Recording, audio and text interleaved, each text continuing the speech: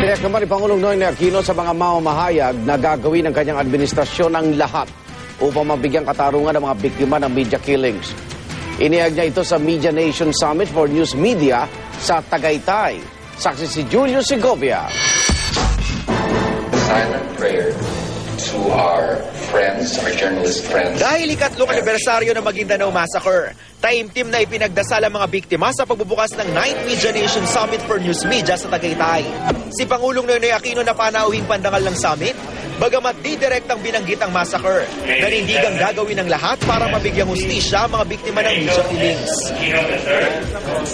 In cases of media killings, for example, we in government are demanding the apprehension of suspects and the filing of charges that stick, resulting in justice for all involved. Binatikos man niya kamakailan ang pagtuon daw ng media sa aniyay masamang balita. Kinikilala naman daw niya ang papel nito sa lipunan.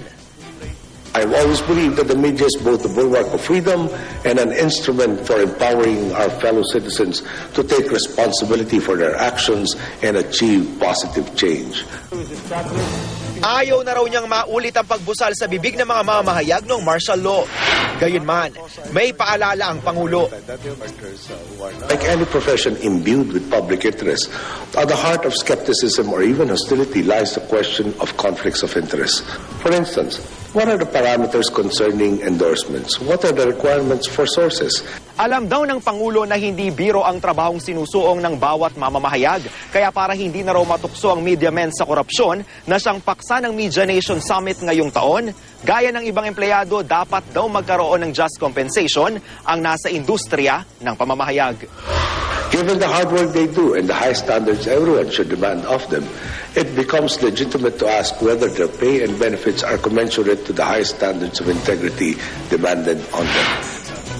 Ang mga dumalong media organization patuloy raw sa paghahanap ng solusyon para masawata ang korupsyon sa hanay.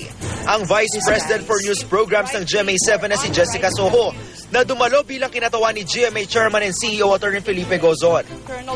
Ginawang halimbawa ang pagsunod ng GMA News sa sariling ethical standards ng kumpanya. People have been dropped from our roster for cases involving a few hundred pesos. Our goal is not merely to prevent corruption and to police our ranks. Our goal is also to avoid even giving the appearance of dishonesty. We want to ensure that there is no reason for anyone to doubt the integrity of our reports and to question our motto. Pasensya na rin po sa plugging. Walang kinikilingan, walang pinuprotektahan, serbisyong totoo lamang. Ako si Julio Segovia, ang inyong saksi.